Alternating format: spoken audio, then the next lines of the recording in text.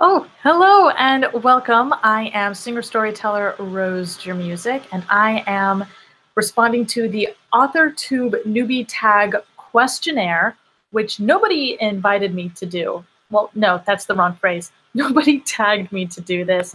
I am responding to an open invitation that I'll tell you more about by, actually jumping into the question and going to question 1, which is...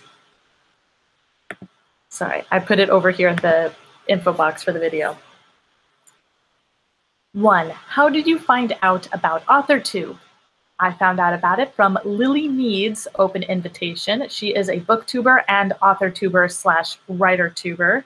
And actually, if you go into the info box below the video, I wrote out the entire questionnaire plus to the 2 questions that I think need a link as part of the answer. Question number 1, there's the link to her open invitation in case you want to see her answers, possibly respond to it, or give your own answers to the questions below. Question 2, what genres do you write in? I write, well, lots. I write poetry, and I write young adult, and I write fantasy, and I write science fiction, and I write science fantasy because there is a difference between science fiction and science fantasy. Cello. The number 1 difference being how much research is required. And even with science fantasy, I still like to do a wealth of research. I'm a huge fan of just gorging myself on information. So pretty much all the genres, whatever makes the most sense for whatever idea I happen to have. 3, what is your preferred writing tense, point of view, and category of story? I didn't put it here in the list of questions in the info box, but there was a parenthetical that category story had to do with the age group that the writing is for. Now, my preferred writing tense is that sort of, Christmas, there's a name for it, and I'm a terrible, terrible writer-tuber and forgetting what the term is, but it's when things are slightly past tense. They're like, it's present tense, but it's also slightly past tense. You're just you have that feeling of being a couple seconds ahead. That makes 0 sense.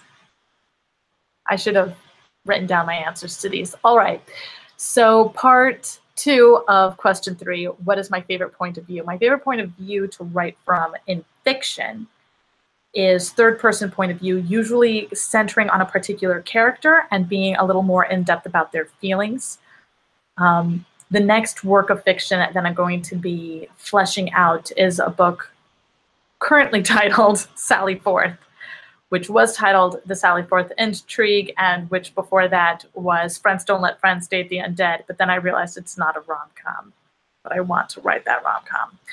Anywho, point of view, third person, really focusing on one character and getting in their head and trying for a whole character to focus, not one character, for one whole chapter, or at least one whole scene, focusing one character at a time. So then I do have the option of switching to a different character's perspective so that they each get that kind of protagonist in-depth feel at some point in the book so that you can really get a sense of each character and the development that's gone into each character. And then the category of the story, as I mentioned, the parenthetical that I did not include here in the questionnaire was that it seems to be children's, young adult, new adult, I think is a new genre coming up, and general adult. And I write for all ages. Some things clearly are meant for an older audience. I was about to say that they're clearly meant for a younger audience, but the younger an audience you're aiming for, the more open it should be, in my opinion. For instance, the youngest you can get in any picture, in any book that you write is a picture book, and those books should be equally enjoyable for adults, because the child isn't the one actively reading it, the adult is, and they have to enjoy that experience, or else the picture book is a waste of friggin' time. So all ages, I like to, from the writing that I have done, I'm clearly creating things that can get you through each stage of your life. Wow, that doesn't sound presumptuous at all. Question number 4, are you a plotter, pantser, or planter? I need to edit that because right now it says panther, but it will say pantser when I go in.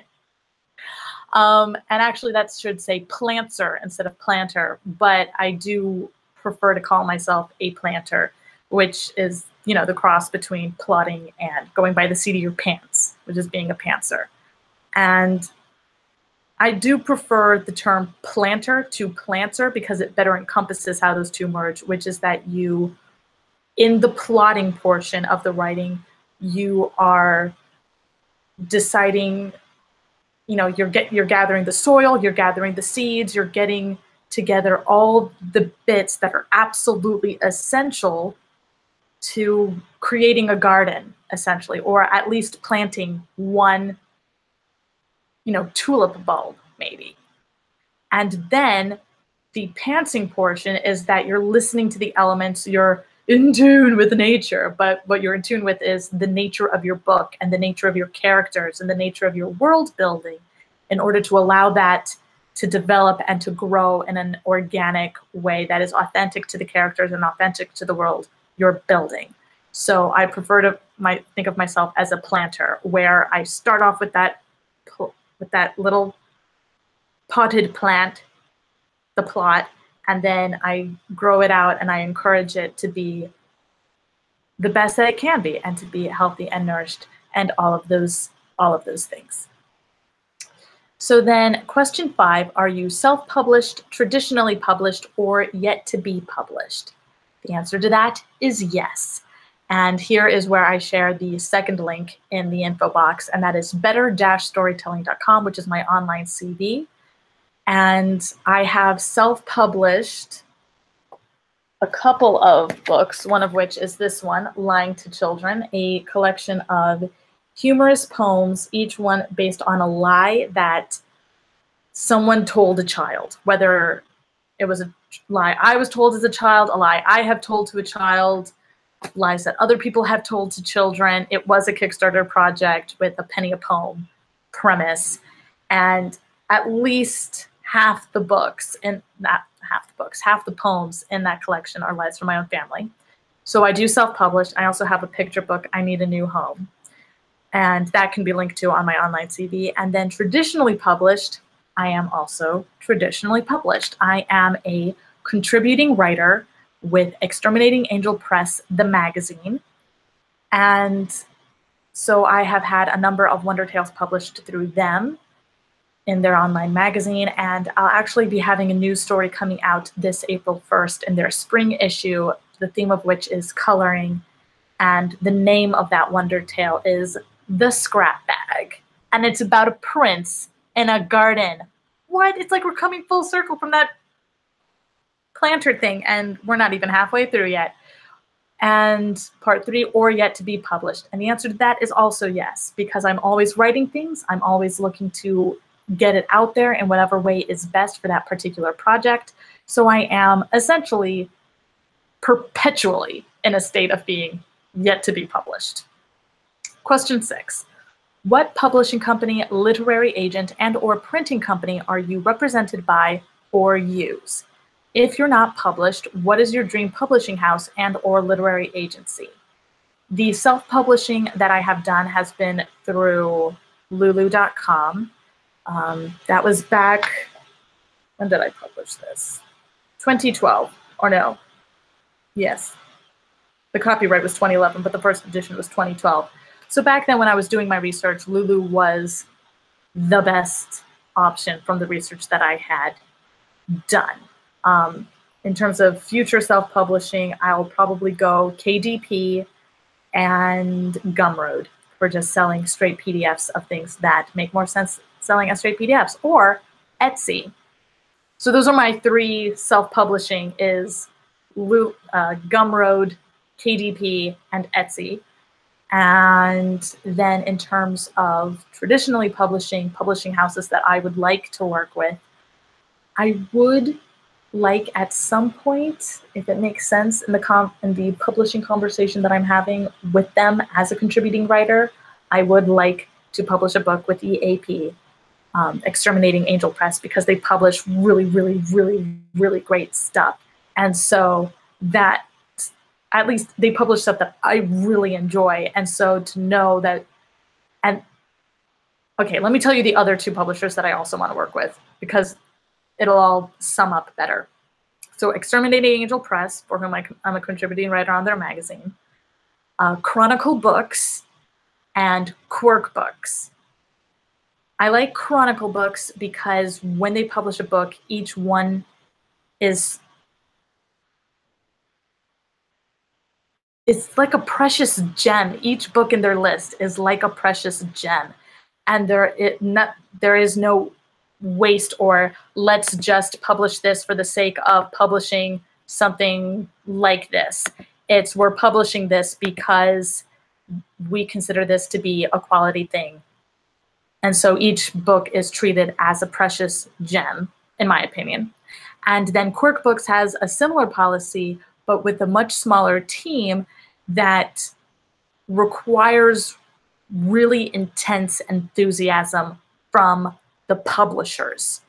And so when they're publishing a book, they're really, really rooting for that book. And I like that you feel that energy when you pick up one of their books, both with Chronicle Books and with Quirk Books, that you can feel the enthusiasm. You can feel that they really are behind that book. It's not just that they're a huge, like the big five publishers, they're huge. They're putting out hundreds of books a year. It's kind of hard to believe that they really, truly believe in each and every one of their books. I'm sure that each editor that picks a book really believes in the book that they've picked, but the publishing house, it's hard to make that same association. So Chronicle Books, Quirk Books, and Exterminating Angel Press, they each have that. Chronicle Books, like, and that order, Chronicle, Quirk, and Exterminating Angel Press, from what I've been able to tell, is also kind of the size of their publishing, how those publishing companies. And because they're not the big five, because they are categorically smaller than the big five, they have that richness, they have that enthusiasm, and I'm really enthusiastic about the things that I write, and I want to put it in front of readers who are going to be enthusiastic about what I write. So yeah, I want to feel like my publishers friggin' care about what I'm writing. So those are the three that I like, because just anytime I've picked up books by them, you can feel just how much love went into that book from the time of it being written to the time of it being edited to it going to press and being designed, and just every aspect of it. You can feel the love, which is a little woo-woo, but here we are. Question 7. What AuthorTube-related videos can we expect to find on your channel? Well, clearly, if any AuthorTube tagging happens where I actually do get tagged by someone, I will respond to those videos. But I'm also, every day, I'm on YouTube from 9 a.m. Eastern Standard Time to 11 a.m. Eastern Standard Time doing my morning writing live as an accountability practice. So I'm on here as a live stream accountability partner for you. And I usually, if there are questions that come up in the chat, I'm answering them at the end of the video. And actually, now that I've mentioned that, let me check the chat over here and see if anybody's in here. Not at the moment, and that is totally cool. So I do the writing accountability videos, the morning writing, and I do plan on having small workshop videos talking about the various aspects of my own writing process. We each have our own particular ways of doing things. There are plenty of videos out there for examining, for, you know, the bare bones, what everybody does as part of writing process, like sitting in a chair, like getting rid of distractions and other things. So I will be sharing more specific guides to how I do things that you might want to consider for your own work, particularly if you're feeling blocked. Doing things a different way can help with that. One of the things that I know I'm going to be doing a video on is this stack of tarot cards here. This is a stack of 100 tarot cards. It is the same 20 cards from 5 different decks. And these cards are how I've plotted the next book I'm going to write, Sally Forth, which is a paranormal young adult drama. There is romantic elements because Janie and her best friend have crushes on each other. You know, it's in there. But it's not a huge focus point of the story. It's something that is handled. It is something that is developed, but it is not the focus of the story. Finding things out is the point of that story. Not going to give too much away right now. Anyway, so that's a possible video. And also there are a number of questions here that I think would make for good individual videos on their own, individual discussion topics, so I'll probably do that as well. Question 8, when did you start writing? Considering what question 9 is, I can only assume that when did I start writing really is a question of when did I start writing for an audience? Because otherwise it is the same exact question as number 9. So when did I start writing for an audience? When I was 13. My cousin, Dory, introduced me to a website called fanfiction.net, where I wrote a retelling of Snow White that was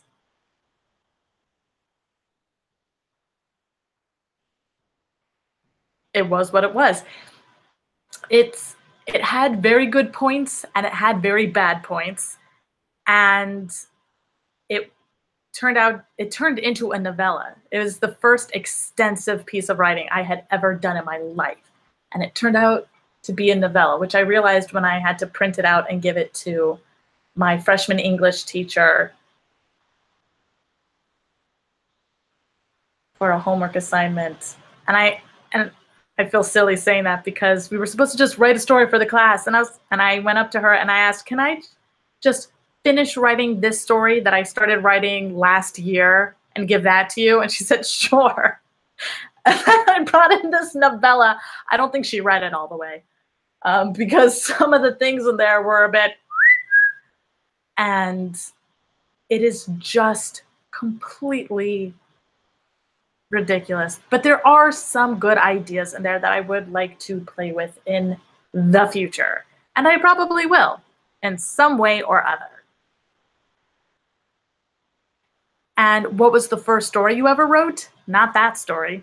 The first story I ever wrote was in kindergarten. We were required to write stories, and I do not remember what I called it, but I do know it was a blatant ripoff of Eric Carle's The Very Hungry Caterpillar, and it was instead about a little blue bird, and there were days of the week missing, and the bird didn't transform into anything or learn how to fly or go through any kind of change whatsoever. So it was a blatant ripoff that managed to fall super short of really critical plot points, which is kind of amazing. That was the first story I ever wrote.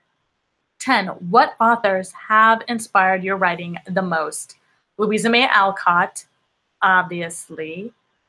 Lyman Francis Baum, who wrote the Oz books, obviously. Edward Gorey. Sasha Miller and Andre Norton. They're amazing. Oh my goodness. I can't tell you how much I love them so much. Actually, it's been such a long time. I've just now realized since I read any of their stuff. Oh, I need to find their stuff and read some more of it. All right, so that's on my to-do list.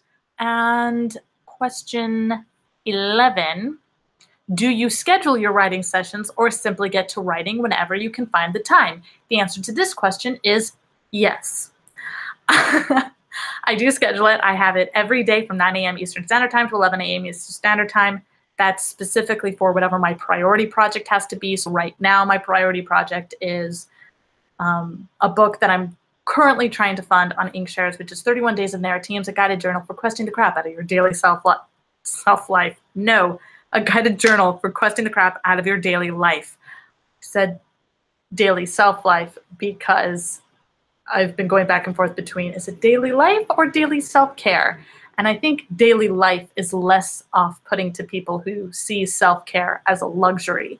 And the purpose of this guided journal is to show people it's not a luxury. It's just this little thing you incorporate into your day-to-day.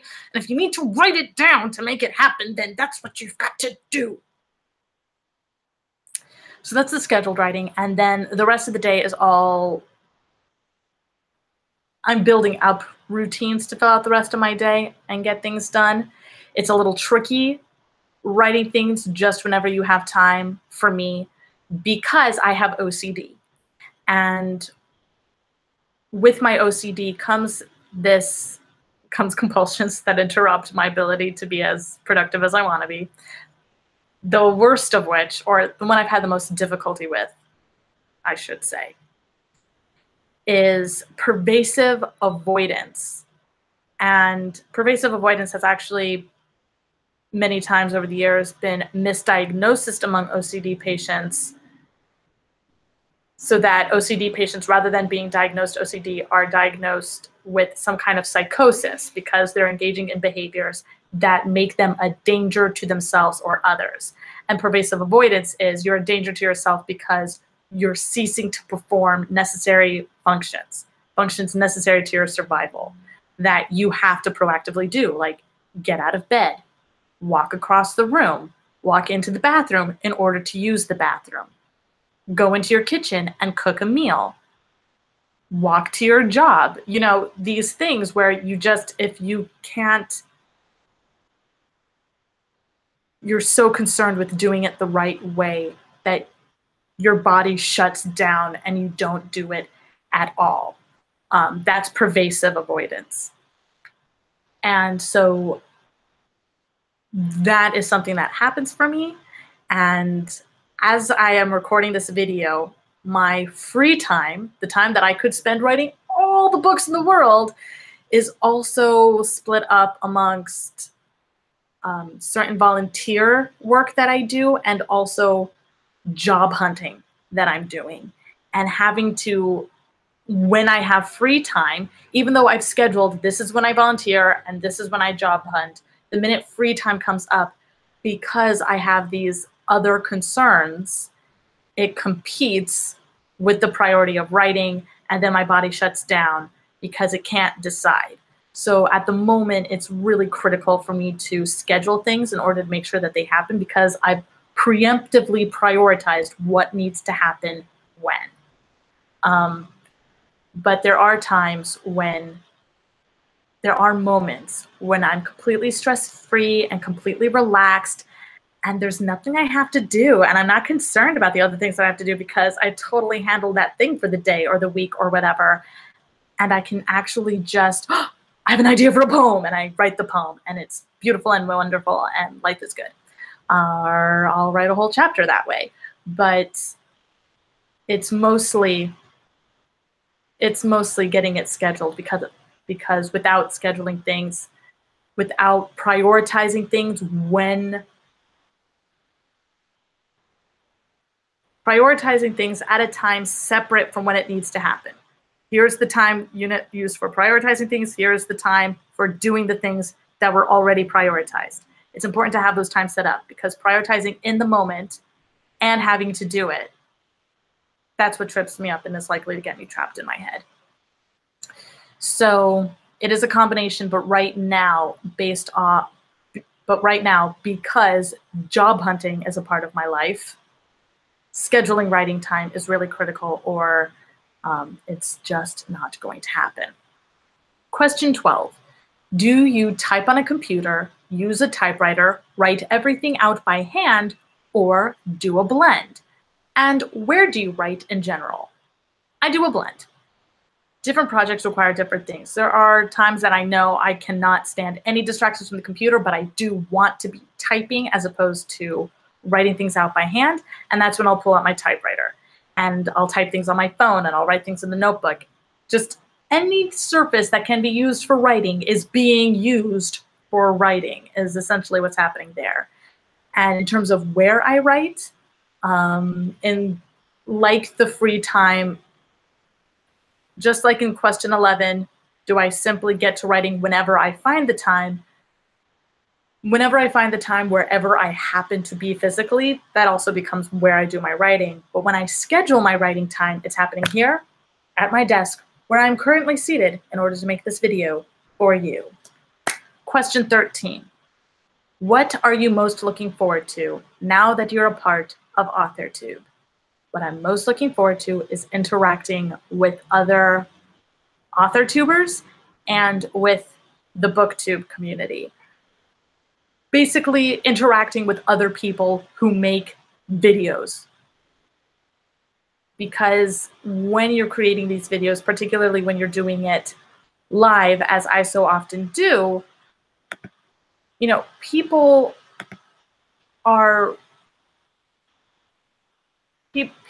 make a live chat comment, will, you know, interact in the live chat, or they will leave a comment on a video. And in doing that, they reveal their avatar, right? There are a lot of people online who are just in pure avatar mode, where it's the first initial of their username or some kind of cartoon picture. And their username is something you might not recognize, or it's something that is clearly fictitious. And because of my OCD, it's very important for me to know where I stand with people. And it's difficult to know where you stand with people when you're on a platform that encourages the use of making videos and sharing videos, and yet the people who are interacting with you aren't holding up their end of that dialogue. And that does not mean that everybody has to have videos, but when I click over to your profile or whatever, and there's just nothing there, and you're not giving me any information in the chat when I am engaging you in a conversation. So you've asked a question, I've answered it, and then I ask you a question, and you're giving me nothing. That is very off-putting for my OCD, and for my need to know where I stand with people. And there are people who feel that their identities are truest when they are just in pure avatar mode online. And that is, you are who you are. Your identity is your identity. I totally respect that. What I need in that case is just a heads up that that's what's going on.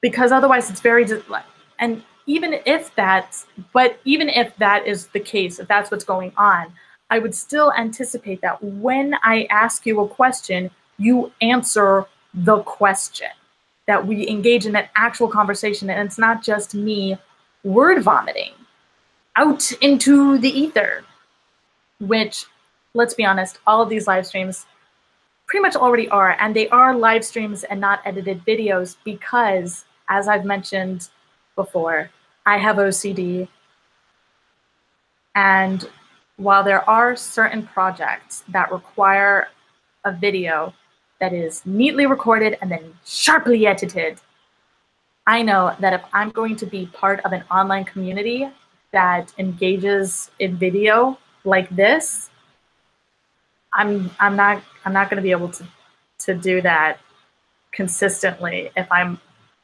having to video it and edit it and post it and get all the doohickeys. If just as soon as I'm done recording it, it's done, it gets done. I have making things as simple as possible. Keep the system for getting things done as simple as possible, and it will get done. That is a major thing that I have learned with my OCD, and just from humanity in general. The simpler things are, the easier things are, the more likely it is to happen. So thank you for checking out this video, checking out my channel. Feel free to subscribe. Feel free to join me 9 a.m. Eastern Standard Time to 11 a.m. Eastern Standard Time for my daily morning writings. And oh, another thing that you're going to see on this channel that is not AuthorTube related is that this channel is going to be split between me being a writer and doing the morning writings and the workshop videos, things of that nature, and the videos that are all labeled ASMR, which is when I drop into my gently speaking voice and read aloud from something that I have written that is somewhere else published or on the internet. So yes, if you are looking for ASMR videos, sorry to have put this so far at the end of the video, look for the ASMR playlists on my channel. If you're not looking for an ASMR playlist, check out the writing playlists or AuthorTube channels playlists as I create them and bulk them up here on the channel. Thank you very much for joining me, and I will see you at the next morning writing. Good journey, my friends.